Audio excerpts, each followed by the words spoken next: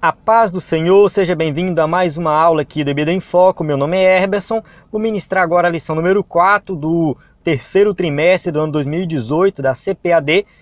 A lição número 4 traz como título a função social dos sacerdotes. Então nós já aprendemos aí nas lições anteriores, né, que o livro de Levítico foi um livro escrito ali para o povo judeu, né, dando as ordens de como deveria ser o culto, o sacrifício, né, como que o povo tinha que santificar a sua vida.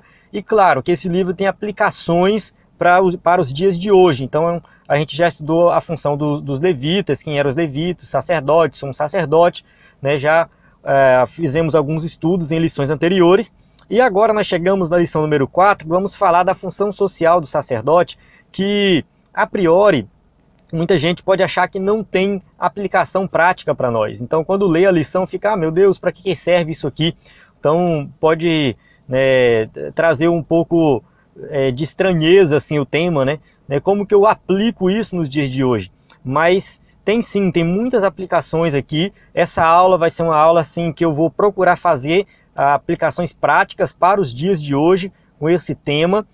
Você que é professor da EBD e quer ministrar uma aula diferenciada, você não pode dar uma aula sem aplicações práticas, né? Senão seus alunos vão ficar sem saber para que eles estão lá, o que eles estão fazendo lá. Então você tem que passar esse conteúdo e aplicar na vida dos seus alunos. E também, claro, né, você deve usar recursos didáticos para ministrar também uma boa aula, chamar a atenção dos seus alunos. Então você pode usar esse slide aqui para ministrar a aula na sua igreja. Basta você entrar no site do EBD em Foco, ebdemfoco.com.br. Lá você vai encontrar esse slide, subsídios, comentários de Levítico. Você vai encontrar muito conteúdo de qualidade para você usar na sua aula. Então recomendo você acessar o site do EBD em Foco, principalmente pelo comentário de Levítico. Foi feito um comentário do capítulo 13 pelo Diácono Mel, que não, é eu e ele que ministra esse curso de Levítico, comentário de Levítico. E o comentário do Mel que ficou excelente, excelente mesmo. Né? Eu recomendo você acessar lá. Acesse ebdemfoco.com.br, baixe o slide, assista os subsídios extras que tem lá, que vai ser assim algo que vai enriquecer o seu conhecimento e a sua aula. Vamos começar aqui. O texto áureo diz: E Jesus ordenou-lhe que a ninguém o dissesse, mas disse-lhe: Vai, mostra-te ao sacerdote e oferece pela tua purificação o que Moisés determinou para que lhe sirva de testemunho. Lucas 5:14. Avançando a nossa verdade prática. As funções do sacerdote iam além da liturgia. Sua principal obrigação era zelar pela santidade e pureza do povo de Deus.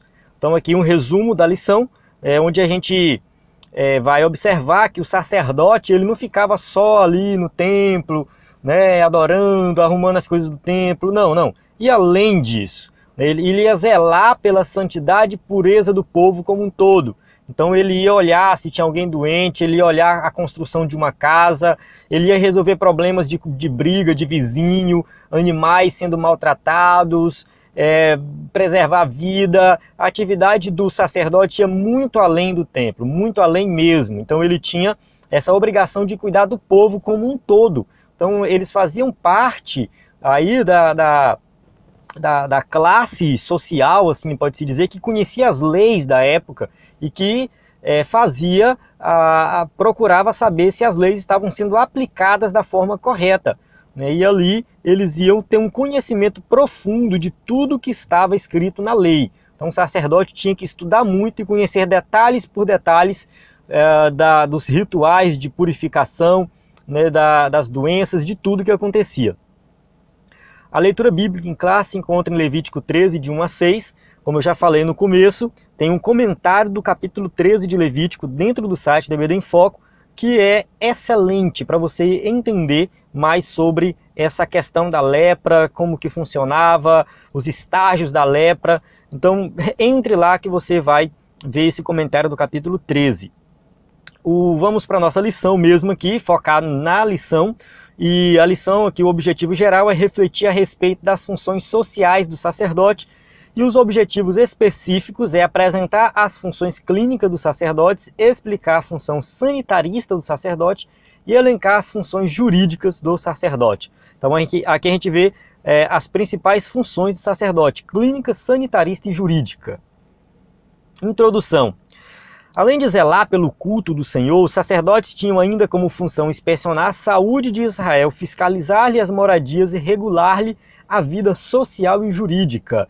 Ou seja, ele tinha uma função completa diante da sociedade como um todo. Então, além de zelar pelo culto do Senhor, né, eles tinham essa função de inspecionar tudo, fiscalizar tudo ali. Então o sacerdote, ele era importante como um todo na sociedade, mostrando que Deus se preocupa com os mínimos detalhes do seu povo. Então Deus está preocupado com a saúde do povo, com a higiene do povo. Deus está preocupado aí com o bem-estar, vamos colocar assim, com a moradia, com a fazenda, com os animais, tudo, tudo. E essa lição aqui ela vai servir bastante para quebrar um pouco essa ideia do material e do espiritual, né? Isso aqui é minha vida material, isso aqui é minha vida espiritual. A gente vive uma vida dualista muitas vezes, fazendo essa diferença, né? E não existe essa diferença. O povo judeu entendia que tudo era espiritual.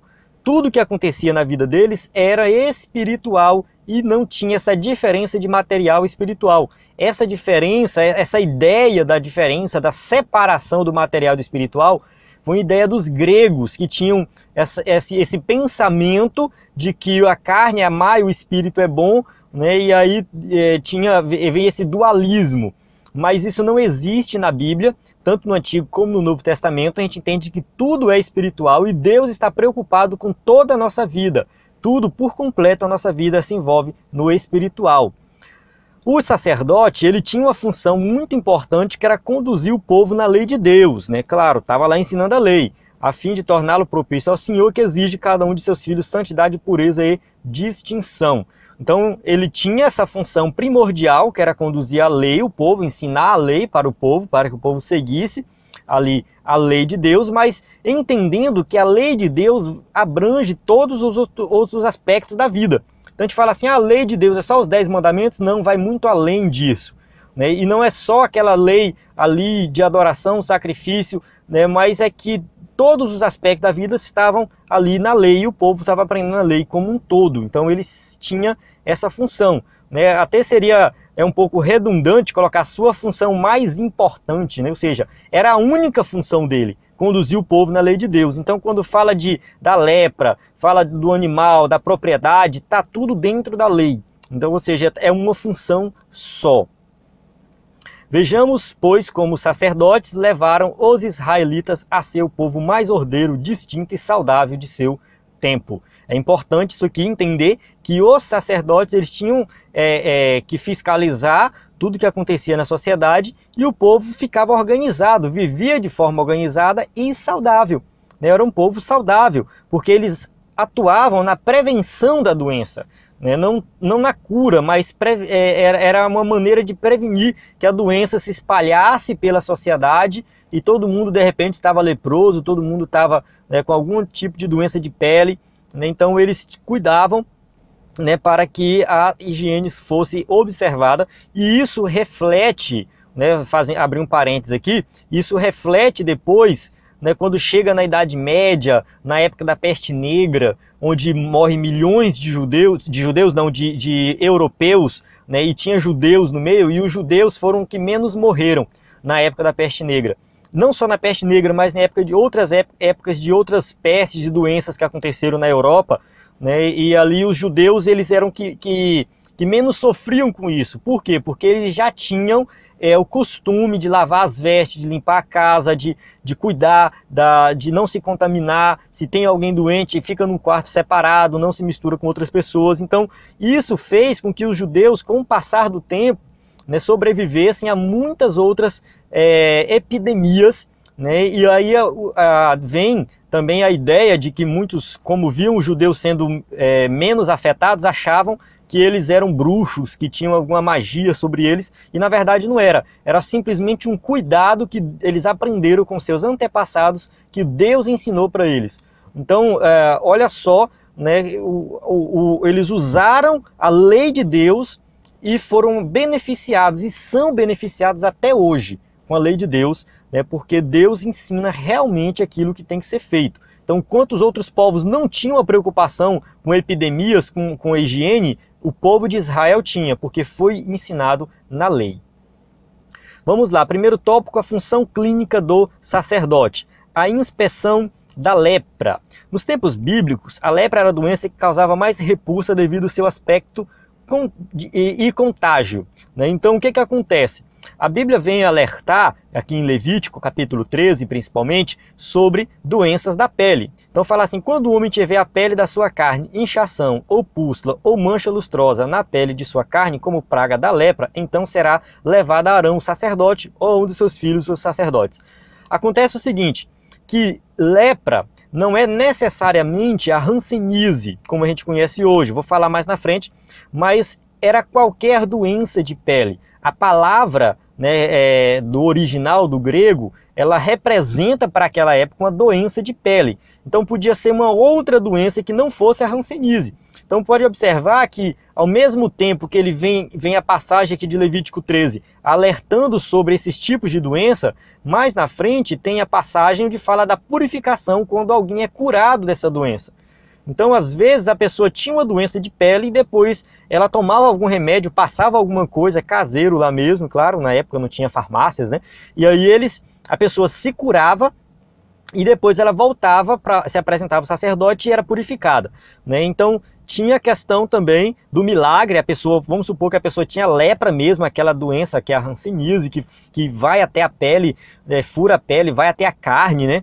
E realmente uma doença incurável para a época, então nesse caso era só um milagre divino para acontecer. Então só se realmente ali a pessoa fosse curada de forma milagrosa para ela voltar para a sociedade. Então era uma doença que trazia essa separação, né? Ou seja, as pessoas viviam de forma isolada, elas viviam fora da cidade. No caso da época que foi entregue a lei, tinha o arraial, eles ficavam fora do arraial, né? Tinha lugares específicos para pessoas leprosas, justamente para não contaminar as outras pessoas. Então, se Deus não curasse, médico algum poderia fazê-lo, isso no sentido daquela lepra mesmo, né, que realmente era quando ela está no seu estágio mais avançado, que não tem mais como voltar atrás. E isso a gente vê o exemplo de Naamã, que foi curado ali pelo profeta, né, e ele mergulhou 7 vezes no Rio Jordão, e ali ele foi curado, né, mas acontece o seguinte, é um caso específico de milagre, né? Então a gente vê aqui uma situação específica onde aconteceu uma cura, né? E aí, ressaltando aí que a lei aqui ela vai falar para qualquer tipo de doença de pele, né, e claro, a pessoa pode conseguir a cura também por meios naturais, né, não necessariamente com um milagre, né, algo sobrenatural. O Senhor Jesus, durante seu ministério terreno, curou diversos leprosos. Então a gente vê que Jesus ele operou milagres, né, com relação também aos leprosos. Então a gente vê ele citando várias vezes que os leprosos são purificados, né? Tem o relato dos 10 leprosos, tem o relato de um leproso que fala, Senhor, se tu quiseres, pode me tornar limpo, né? E Jesus fala, quero ser limpo, né? E aí o que acontece? Esses milagres, eles tinham um impacto social também, porque a pessoa vivia isolada da sociedade, né? E aí de repente ela é curada e ela volta para a sociedade. Então é um milagre que realmente ele vai além da saúde física, né? Ele traz uma saúde emocional, uma saúde psíquica, né? Salvação. Então é um milagre que é bem abrangente mesmo, e faz com que a pessoa retorne à sociedade, aos seus familiares, né? Retorne ali ao meio que ele estava convivendo antigamente e foi afastado devido à doença. Então Jesus operou muitos milagres e ordenou que seus discípulos também purificassem no seu nome, né? Curai os enfermos, limpai os leprosos, ressuscitai os mortos e expulsai os demônios. De graça recebeste, de graça dai, Mateus 10:8. Então a gente observa que Jesus deu autoridade para que os discípulos também purificassem os leprosos, ou seja, curassem os leprosos. A inspeção clínica. Em sua peregrinação à Terra Prometida, os israelitas não contavam com médicos e sanitaristas. Então o povo judeu era um povo ainda que estava assim, se estruturando, saindo da escravidão, não tinham tanto conhecimento, então eles não contavam com médicos, sanitaristas, eles não tinham pessoas especializadas na área para instruir com relação a doenças, a higiene e tudo mais. Então o povo precisava de instrução e Deus deu a instrução. A questão da medicina naquela época era um luxo restrito aos egípcios. José vai citar os médicos egípcios lá em Gênesis 50, versículo 2. Então a medicina lá no Egito já era um pouco avançada, mas também era restrita somente aos reis, sacerdotes, as pessoas mais ricas. O povo mesmo não tinha acesso à medicina. Diferente de Israel, né, que a lei divina que tratava desses aspectos era para todo o povo e não somente para os mais ricos. Sempre que alguém apresentava algum sintoma de lepra, ou seja, alguma doença na pele, alguma mancha, alguma coisa, deveria encaminhar-se ao sumo sacerdote para ser examinado. Então, quando a gente lê Levítico 13, né, a gente vai ver os detalhes disso aí. Ele tinha que ir até o sacerdote, né, para ser examinado. O sacerdote olhava, dava um espaço de 7 dias para olhar de novo, para ver se a mancha tinha crescido, se tinha diminuído, porque às vezes era uma doença simples. Às vezes a pessoa passava ali um tempo fora, quando ela voltava, ela já, diante do sacerdote, já tinha sido curada daquela doença e não chegava a ser uma lepra mesmo. Então, mas ele tinha que ir até o sacerdote para ser examinado, né? E se ele não fosse, com certeza alguém ia lá, comentava, e o sacerdote tinha que examinar de todo jeito, porque isso era bom para manter a pureza do povo. De acordo com o diagnóstico, o paciente era declarado limpo ou impuro, né? Ou seja, o sumo sacerdote fazia o diagnóstico, ele tinha toda a instrução, o que caracterizava realmente a lepra, para considerar a pessoa impura, né? E ali ela ser afastada da sociedade. Então, se constatada a doença, o enfermo era imediatamente separado da comunidade para evitar uma epidemia. Então, a questão de separar a pessoa era justamente para evitar que contaminasse outras pessoas. Então, as pessoas doentes não podiam ter contato com pessoas não doentes, né? Que aí, senão, acontecia uma contaminação e, de repente, estava todo mundo leproso. A limitação do sacerdote. Cabia ao sacerdote inspecionar e diagnosticar os leprosos.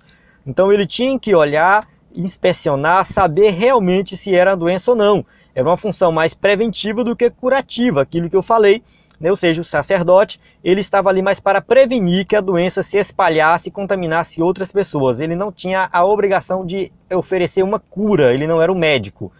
E ordenou-lhe que Jesus, a passagem aqui de Lucas, onde Jesus cura um leproso. Ele fala assim, ordenou-lhe que a ninguém o dissesse, mas disse, vai, mostra-te ao sacerdote e oferece pela tua purificação que Moisés determinou para que lhe sirva de testemunho. Lucas 5,14. Então, Jesus cura um leproso e fala, vai lá e apresenta ao sacerdote para que aconteça o ritual de purificação. Tinha que acontecer um ritual, tinha um sacrifício, o sangue era aspergido sobre ele, as suas vestes eram lavadas. Tem uma aula também no curso de Levítico, onde eu explico o processo de purificação de um leproso que foi curado. Então assista o curso de Levítico na plataforma DBD em Foco para você entender melhor esse processo de purificação. Então ele era impuro e agora ele é puro, ou seja, porque ele passa por um processo de purificação onde é constatado aí que ele realmente foi curado da lepra.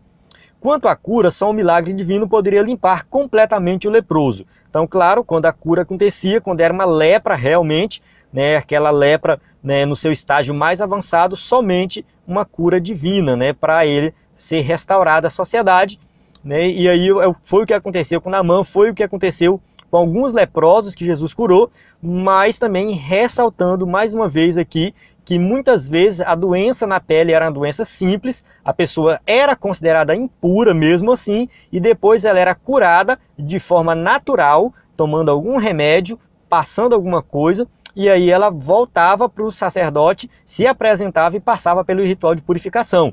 Então muita gente pode até questionar, né? Por que esse ritual de purificação se a pessoa só era curada diante do milagre divino? Não, é porque essa lei serve para todo tipo de doença de pele, que isso fique bem claro aí, né? Hoje a lepra, a hanseníase, como eu falei no começo, né, existem vários tipos de lepra, e a hanseníase, que é o que a gente chama nos dias de hoje, né, é uma enfermidade assustadora, ou seja, ela traz consequências ainda, né, e precisa ser tratada. Só que não tem mais necessidade de isolar o indivíduo. Então, quando o indivíduo está no estágio mais avançado, são 4 estágios, né? Quando ele chega no estágio mais avançado, se ele tomar o remédio, quando ele começa a tomar a medicação lá, ele já pode ter contato com outras pessoas. Então, tem tratamentos efetivos, a pessoa tem que fazer o tratamento da forma correta, evitar pegar sol, tem todo um tratamento a ser realizado, tomar o comprimido todos os dias, mas acontece o seguinte, que ele já pode ter contato com outras pessoas, né? Ele não precisa ficar isolado, porque o remédio já começa a fazer efeito e evita a contaminação, né? E a contaminação não acontece assim, chegou perto de alguém que é leproso, já pegou a doença. Não, é contato direto, a pessoa está em contato o tempo todo, e ela pode adquirir também a doença, né? Se não tiver sido realizado o tratamento. Mas começou a realizar o tratamento, não tem mais esse risco de contaminação. Mas é claro, naquela época, nos tempos bíblicos, não tinha o tratamento que tem nos dias de hoje, e aí as pessoas realmente, né, ficavam isoladas para evitar que se contaminasse outras pessoas. Uma aplicação prática agora aqui desse primeiro tópico, né, o que a gente pode tirar aqui é que Deus, ele realmente está preocupado com os mínimos detalhes da nossa vida, está preocupado com nossa saúde, e se a gente não tiver saúde, a gente não vai fazer a obra de Deus. A gente não tiver saúde, a gente vai dar trabalho para outras pessoas, vai atrapalhar muita coisa. Então Deus quer o seu povo saudável, quer evitar todo tipo de epidemia, e também Deus requer de nós pureza. É importante ressaltar isso aqui, né, que nós temos que viver uma vida íntegra, pura diante dele. A gente vê uma preocupação que Deus tem, né, do povo ser um povo puro em todos os aspectos, e isso trazendo para nós temos que cultivar a pureza na nossa vida. Segundo tópico, funções sanitaristas. A função sanitarista do sacerdote. O que é um sanitarista, né? Qual é a definição de sanitarista? É um especialista em saúde pública. Sua função é basicamente preventiva, manter a cidade livre dos focos de doenças e infecções, e o seu trabalho prioritário. Então, o sanitarista é a pessoa que está preocupada com a higiene da cidade, com o povo viver limpo, evitar, né, qualquer tipo de contaminação, de epidemia. Então ele trabalha de forma preventiva, não é para curar. Depois que está doente, aí já entra outros especialistas da saúde. Mas o sanitarista, ele vai evitar que a doença ocorra. Então, nesse sentido, cabia ao sacerdote inspecionar as casas e as roupas em Israel. Então está ali o sacerdote também com essa função de observar se tinha alguma contaminação nas roupas e nas casas do povo. A lepra na casa. O que seria a lepra na casa? A lepra numa casa tinha início com o aparecimento de manchas verdes e avermelhadas que pareciam mais fundas que a superfície das paredes. Então, Levítico 14:37 vai dizer: e vendo a praga, eis que se ela estiver nas paredes da casa e em covinhas verdes ou vermelhas, e parecem mais fundas do que a parede. Então, era algum tipo de fungo que tinha, claro, eles não tinham essa nomenclatura na época, algum fungo que poderia causar alguma doença. A contaminação poderia acontecer ali pela parede da casa. Então tinha essa preocupação, se a casa tivesse alguma mancha diferenciada que pudesse ser algum tipo de praga, né, ali o sacerdote tinha que fazer a inspeção. Então ele ia lá, a pessoa procurava o sacerdote, né, ordenará que desocupem a casa antes que entre para examinar a praga, para que tudo que está na casa não seja contaminado. Então tira todo mundo, tira os móveis da casa, desocupe a casa para que ele examine a casa da forma correta, saber se tem algum problema ou não. Em seguida a casa era interditada por 7 dias, então a casa ficava fechada, né? E ali depois de 7 dias ele retornava para ver se realmente tinha sumido a mancha. Caso não cedesse, as pedras contaminadas eram retiradas e as paredes eram raspadas. Então a casa era feita com várias pedras, construída de pedras, retirava ali algumas pedras e ali depois ele raspava e dava um jeito de tirar e rebocava novamente, né, a casa para tirar aquela contaminação. E claro, em último caso, a casa seria demolida, se não desaparecesse, né? Portanto, se derribar a casa, suas pedras, e a sua madeira, como também todo o barro da casa, e se levará para fora da cidade em um lugar imundo. Levítico 14:45. Então, em último caso, quando não tinha mais jeito, a casa realmente estava contaminada com manchas, com fungos, e ali eles tinham que demolir a casa e jogar fora, né, para que ali realmente não houvesse uma contaminação geral. A lepra nas vestes. As vestes também estavam sujeitas à lepra, quanto também em alguma roupa houver praga de lepra em roupa de lã ou em roupa de linho. Levítico 13:47. Então aqui a preocupação com a roupa é bem interessante, porque a roupa podia ter algum fungo que, ao entrar em contato com a pele, poderia contaminar a pessoa. Então, lembrando que lepra é uma palavra abrangente para qualquer doença de pele. Então, a pessoa poderia adquirir qualquer doença de pele através de uma roupa contaminada. De imediato, a roupa deveria ser levada ao sacerdote, e o sacerdote examinará a praga e encerrará aquilo que tem a praga por 7 dias. Examina, guarda ali 7 dias, depois ele ia analisar, e se a praga resistisse, o vestório deveria ser queimado. Então a roupa era queimada, né? Por quê? Porque tinha algum tipo de praga, algum tipo de doença ali, algum tipo de fungo que poderia contaminar alguém. Então Deus aí advertiu solenemente aos israelitas a se guardarem da praga da lepra, né? Pois a doença abria porta para outras enfermidades e moléstias.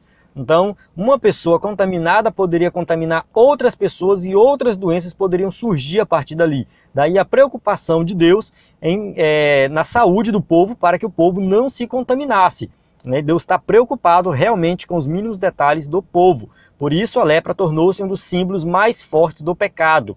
Quando a gente lê Isaías capítulo 1, versículo 6, Isaías vai falar ali do pecado, ele está falando do pecado do povo de Judá, mas vai dizer que é algo que se alastra dos pés até a cabeça, né? Então, ou seja, a pessoa ela está contaminada, uma pessoa que está com lepra, ela é contaminada dos pés à cabeça, com manchas que não tem cura. Da mesma forma, alguém que vive no pecado está contaminado, está inundado, né, no pecado, e ali ele está numa situação realmente que ele precisa de ajuda, ele não pode fazer nada por si mesmo. Então a pessoa que é leprosa, ela não pode fazer nada, ela não pode se curar, não tem como. É uma doença que não tem cura, né? A lepra mesmo, a hanseníase não tem cura, né? Naquela época, né? Levando para aquela época, os dias de hoje tem. Mas naquela época a hanseníase não tem cura, não tinha cura, né? E aí quem tivesse com a hanseníase não tinha como se curar. Da mesma forma, quem vive no pecado não tem como, né, se perdoar, pagar o preço do próprio pecado. Então vive numa situação em que precisa de ajuda, né, e aí o símbolo, ela simboliza o pecado. A Bíblia não vai dizer isso de forma explícita, deixa bem claro aqui, né, porque a Bíblia não vai falar assim, a lepra é o símbolo do pecado. A gente raramente vai ver algum escritor bíblico falando isso. O mais próximo que chega ali é Isaías, né, que vai, como eu citei, Isaías 1:6, mas assim, os pregadores geralmente usam essa ilustração da lepra parecido com o pecado, até mesmo porque tem um ritual de purificação. Então, no ritual de purificação, envolve sacrifício, derramamento de sangue, né, e também simboliza ali o perdão dos pecados, né, mas é nesse sentido, é algo simbólico, né, ela se torna esse símbolo mais pela sua característica, né, de ser uma doença realmente incurável que separa a pessoa da sociedade, assim como o pecado separa o homem de Deus. Mas é isso, a gente encerra aqui o tópico 2, né, vendo também aí a preocupação de Deus, né, com os mínimos detalhes da saúde e da higiene do povo. Tópico 3, funções jurídicas. A gente vai ver aqui que o sacerdote também tinha funções jurídicas, ele tinha que conhecer a lei por completo. A proteção da família. Com o objetivo de manter a pureza e a legitimidade no relacionamento familiar, o Senhor, por intermédio de Moisés, proíbe aos israelitas. O que acontece lá? Ele proíbe o sacrifício infantil. Então existia na época, entre os cananeus, a adoração ao deus Moloque, que era um deus que ficava com a mão estendida, embaixo tinha uma estátua, né? Que eu chamo de Deus D minúsculo, uma estátua com a mão estendida, embaixo tinha uma fogueira, e aí acendia o fogo e a criança era colocada na mão de Moloque e era oferecida como sacrifício ali. Então Deus proíbe esse sacrifício infantil, e sacrifício de pessoas como um todo é proibido, Então, Deus sabia que o povo podia se contaminar com isso, né, e já vem proibindo de antemão para que isso não aconteça no meio do seu povo. Relações incestuosas, então relação sexual de parentes, de pai com filha, de filho com pai, de irmão com irmão, enfim, essas relações incestuosas, elas eram proibidas e realmente, porque são pecaminosas e trazem consequências. O abuso sexual doméstico, então aqui também há um alerta contra a relação sexual dentro de casa, né? Acontece muitas vezes hoje, nos dias de hoje, o abuso sexual de crianças muitas vezes acontece por um parente próximo, por um amigo da família, alguém dentro da própria casa que a gente confia. Então é bom tomar cuidado. Isso já é um alerta bíblico, já vem, né, não é coisa dos dias de hoje, já existia antigamente e Deus já vem alertando contra isso. Então tem que procurar saber quais são os sinais, né, de alguém, de uma criança que está sendo abusada sexualmente. Tem alguns sinais, algumas evidências que dá para observar, e aí a gente tem que tomar um pouco de cuidado com isso aqui. Serve para nós também, que tudo está falando conosco. A bestialidade, que é sexo com animais, também é algo pecaminoso, e de acordo com a lei brasileira isso aqui é errado, é crime, né? Ou seja, sexo com animal no Brasil é crime, né? Então a lei de Deus já estava alertando contra isso aí. A exposição das filhas à prostituição, então isso aqui é um alerta para o povo judeu, né, o povo hebreu, quando chegasse na terra prometida, que ele não evitasse, né, não colocasse suas filhas como prostitutas, porque era comum encontrar prostitutas na terra de Canaã, pelos povos que habitavam lá. E a homossexualidade também vem aqui passagens, uma passagem bíblica aqui, Levítico 18:22, onde condena de forma explícita a homossexualidade. Por mais que os homossexuais querem discutir e tal, e modificar e dizer isso e aquilo, e, enfim, a palavra de Deus está dizendo, né, está condenando homem deitar com homem, mulher deitar com mulher.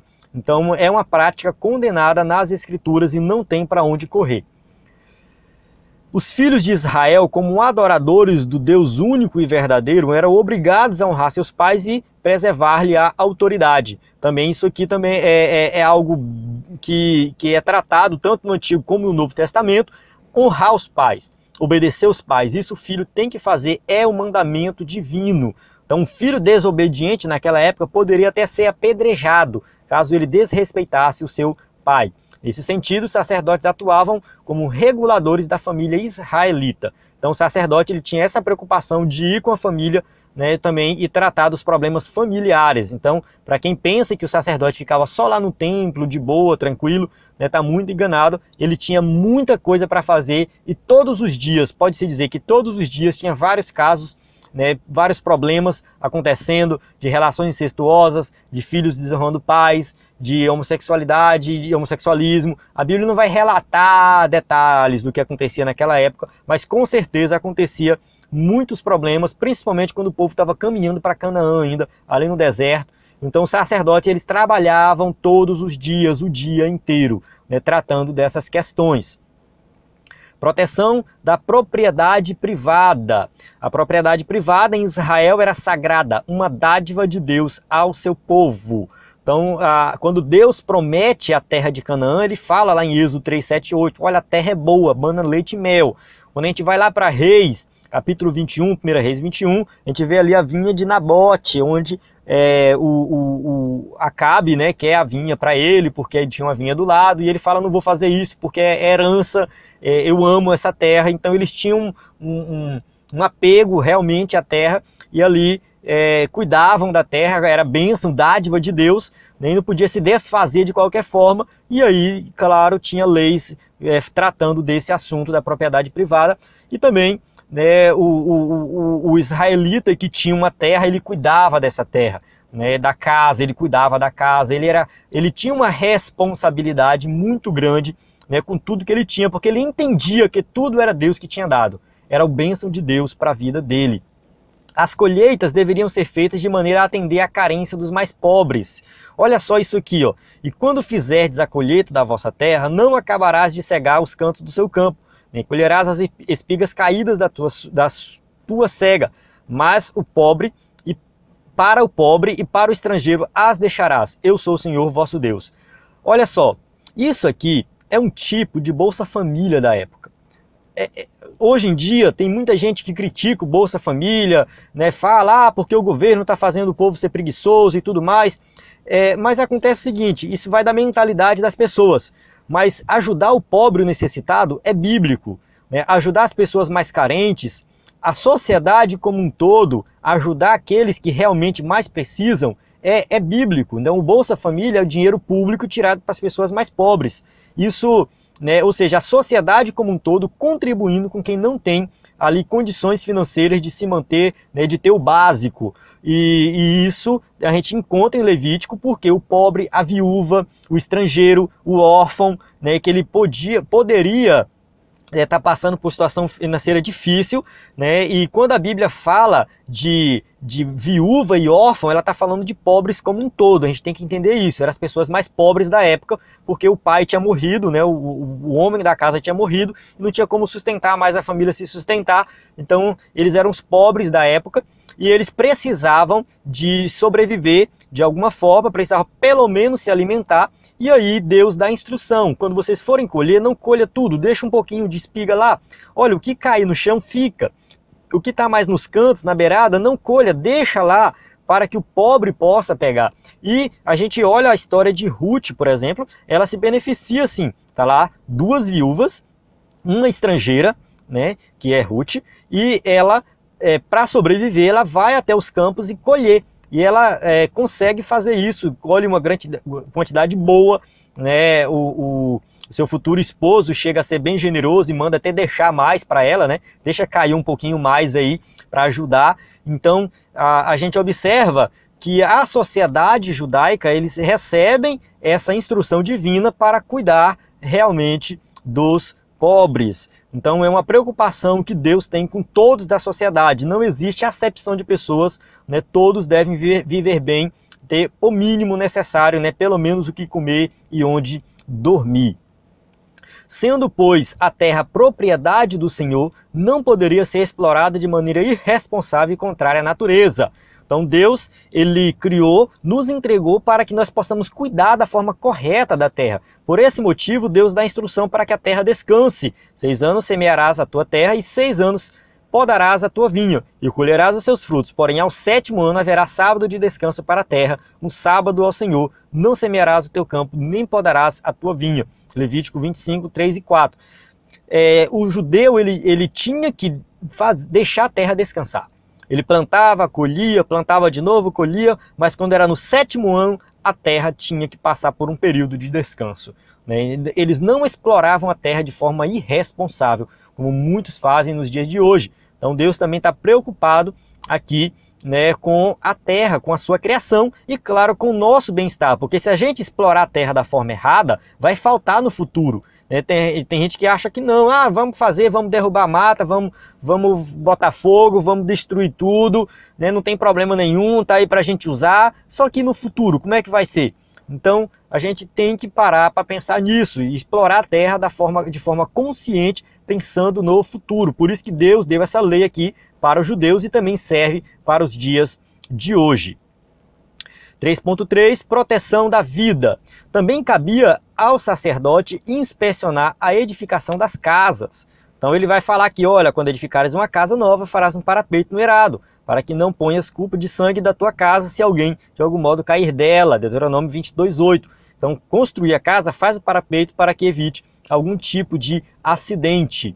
Também tinha a criação de animais. Olha só, mais uma função aqui do sacerdote, olhar se os animais estavam sendo criados da forma correta, e também tinha muito assim, uma confusão, né, que podia acontecer. Então quando você lê algumas passagens aqui, fala, por exemplo, de um boi que chifra outro boi e mata, né, e aí vai analisar a situação. O boi já era chifrador, já tinha essa fama, né, então por que o dono não tomou cuidado? Então ele perde o boi, é um pelo outro, vai dar o boi para o outro lá que matou, né? Não, o boi não tinha essa fama, foi uma fatalidade, então pega o boi que está vivo, vende, divide o dinheiro entre os dois, e pega o boi morto e divide entre os dois.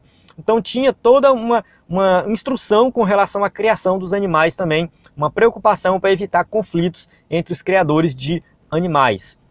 A preservação da mulher grávida, claro, vai estar aqui Deus preocupado com a mulher grávida para evitar que ela se envolva em confusão, uma briga e chega a perder o filho, né? De forma geral, as escrituras vai tratar a vida como sagrada, né?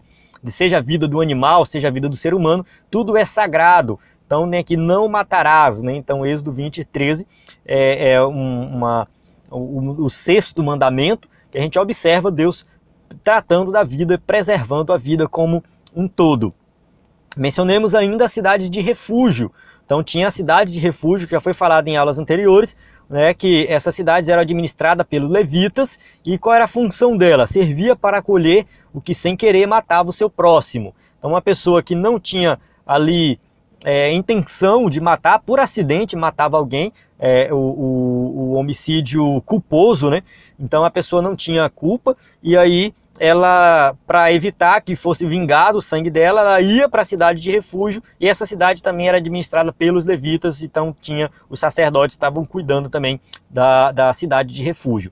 Então o que a gente conclui aqui nesse tópico 3, né, o 3.1, 3.2, 3.3, é que o sacerdote ele tinha muitas funções além do templo, né? E para nós como crentes hoje, como servos de Deus, a gente tem que olhar para a nossa vida cristã e ver que nós temos muitas funções, além de simplesmente ir lá na igreja, né?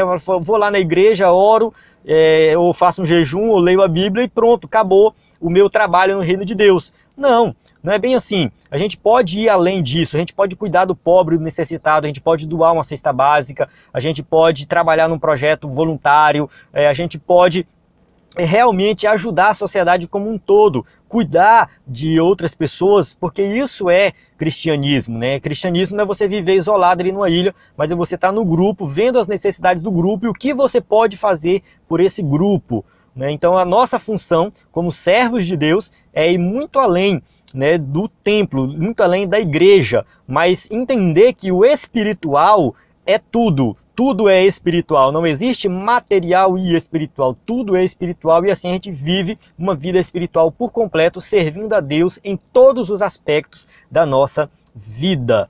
Conclusão, a aliança do Senhor com a tribo de Levi era firme e bem conhecida de todo Israel.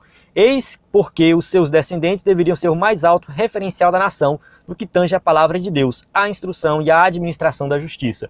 Então eles tinham essa responsabilidade e tinham que cumprir porque eles foram escolhidos para isso. Se o Senhor exigiu excelência e correção dos levitas no Antigo Testamento, como devemos nós agir no âmbito do Novo Testamento, né? Que o nosso culto seja marcado pelo amor a Deus e ao próximo. Sejamos, pois, uma fiel referência em todas as coisas. Então, se Deus exigiu excelência dos levitas, por que Ele não exige de nós? Exige muito mais. A nova aliança, ela traz muito mais responsabilidades. Então, ser cristão, ser crente, não é ser preguiçoso, é trabalhar, é fazer a obra na prática. Então a gente olha para os levitas, vê o quanto eles trabalhavam, quanta responsabilidade eles tinham, né? E agora olha para nós hoje. Nós temos muito mais privilégios do que ele, então nós temos muito mais responsabilidades. Amém?